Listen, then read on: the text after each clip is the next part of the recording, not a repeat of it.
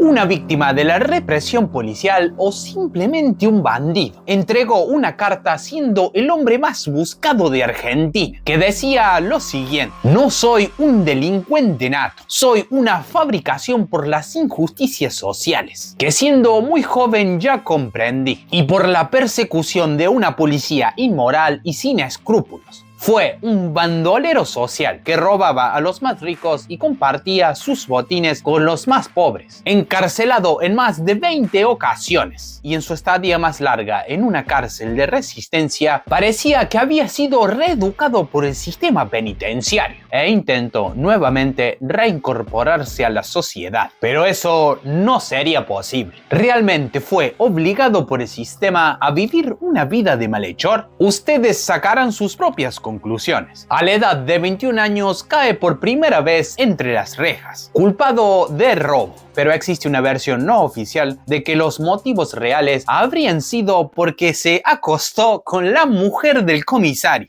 Una vez liberado, comenzó la verdadera pesadilla. Cada vez que era encontrado por la policía, lo llevaban a la comisaría sin motivo alguno. Y en esos encuentros con la ley, habría recibido un fuerte golpe en la cabeza que le habría dado el sobrenombre de mate cocido. Incluso fue acusado de ser homosexual, que estaba prohibido por la ley en ese momento. Le resultaba muy difícil conseguir un trabajo honesto, debido a la mala fama y los reiterados problemas con la ley, así que decide mudarse de su Tucumán natal para probar suerte en otros territorios de Argentina, pero seguía teniendo problemas a todos los lugares a los que iba. Finalmente encontraría un lugar en donde más cómodo iba a estar: el Chaco.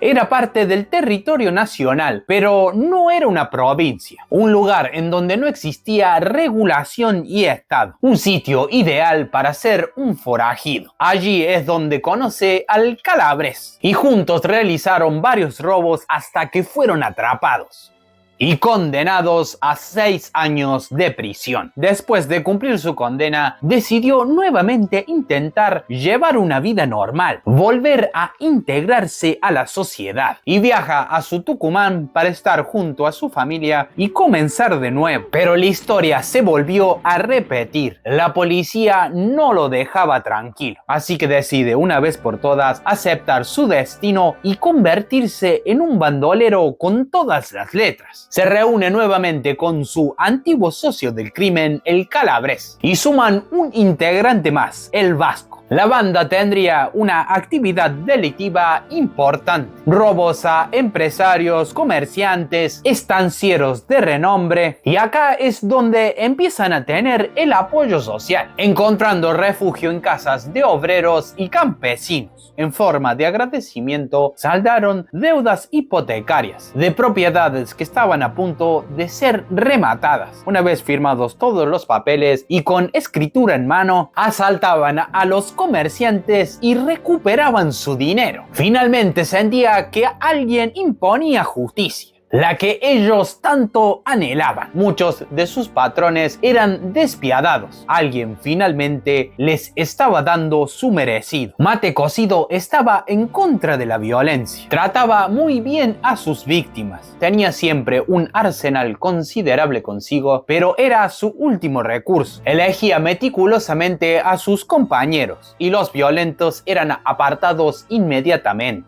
Como en toda buena historia, tiene que haber un romance. En estos años conoce a la que sería su mujer, Ramona, con la cual tendría un hijo. Ella declararía tiempo después que desconocía totalmente la vida que llevaba segundo David Peralta, y que le sorprendió mucho cuando la policía la visitó, que según él trabajaba en la compra y venta de algodón. Comenzaron una nueva modalidad: abordar a los trenes durante su trayecto y asaltar a sus pasajeros. Y aparte seguían haciendo de las suyas en los robos tradicionales. Y llegaría uno muy importante: a la empresa agrícola Dreyfus. Con este dinero compró una quinta en Córdoba y se fue a vivir junto a su mujer y su hijo. Pero era una persona intensamente buscada. No podía estar en un solo lugar. Era muy peligroso, un blanco muy fácil de atrapar. Viaja a Buenos Aires y se dirige a la Convención Nacional de Bandidos Federados. Eso lo acabo de inventar.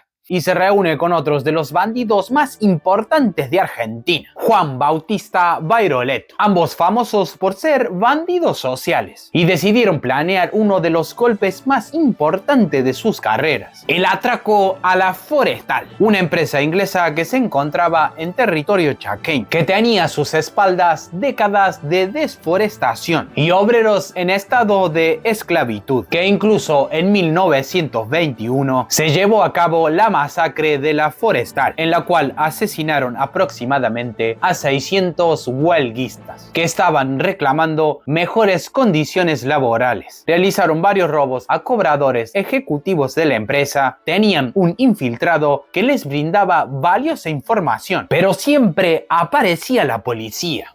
Algo andaba mal, alguien los estaba delatando. Inclusive muere el mayordomo de la empresa en un robo. Le adjudicaron la muerte a Mate Cocido. Él negó haber sido el autor de los hechos. En este mar de sospechas decidieron separarse y Bairoleto se va. En cambio, Mate Cocido formó una nueva banda en donde se encontraba su hermano y ahora su modalidad eran los secuestros. Las víctimas fueron cobradores, comerciantes, personas de acaudalados bolsillos, cobrando importantes recompensas por sus rescates. Varios fueron limpiamente ejecutados con una gran organización, tratando bien a sus víctimas. La información la conseguían de diferentes fuentes: prostitutas, policías corruptos e incluso empleados de la misma compañía. 1938, la creación de la Gendarmería Nacional. Muchos le dan el mérito a Mate Cocido por ser el gran motivador de la creación de esta fuerza policial. Los empresarios no podían dormir tranquilos y exigían un mayor control en las zonas fronterizas y rurales,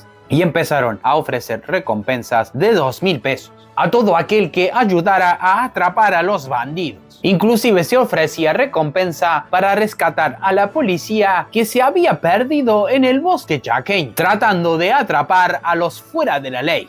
Y llegaría el último golpe: el secuestro de Jacinto Berzón, un encargado de una importante estancia. Exigimos 50.000 pesos o la vida de su hermano pasará a alimentar a los cuervos. La policía fue informada de este llamado y el cómplice encargado de vigilar al secuestrado es convencido de traicionar a sus compañeros. La entrega se haría lanzando el dinero por una de las ventanas del tren, en un sitio inhóspito del trayecto. Mate Cocido evitaba la violencia cuando podía, pero no vacilaba en disparar si se veía acorralado. Recibió un tiro en la cadera y se salvó de ser masacrado por una ametralladora que iba en un vagón. Cuenta la leyenda que se habrían olvidado de sacarle el mecanismo de seguridad. Segundos más tarde, Mate Cocido se había convertido en un fantasma. Nunca más se lo volvió a ver. Hubo una búsqueda muy exhaustiva, incluso hasta en los países limítrofes. Pero 2 meses llegaría una carta al periódico Ahora, en la cual expresa su forma de pensar, contando la opresión policial que recibió y se burlaba del monto de la recompensa. Pobre recurso de fracasados. Es lo mismo que hacer una confesión de impotencia. Lástima que mi detención haya sido cotizada a tan bajo precio. Acá nace la leyenda de Mate Cocido. Muchos afirman haberlo visto. Recontan anécdotas junto a él. Probablemente algunas de ellas sean ciertas. Pero entre medio de tanta información, la verdad se camufla. Se dieron muchos supuestos paraderos hacia donde había escapado, que a Jujuy, que estaba en la Patagonia, que ya no se encontraba en el país. Todas estas informaciones no hicieron más que entorpecer la búsqueda del fugitivo. Realmente fue una víctima de la represión policial. Es verdad que no tuvo otra opción de convertirse en lo que se le acusaba, o simplemente fue un bandido, un fuera de la ley, un descarrilado más. Saquen sus propias conclusiones.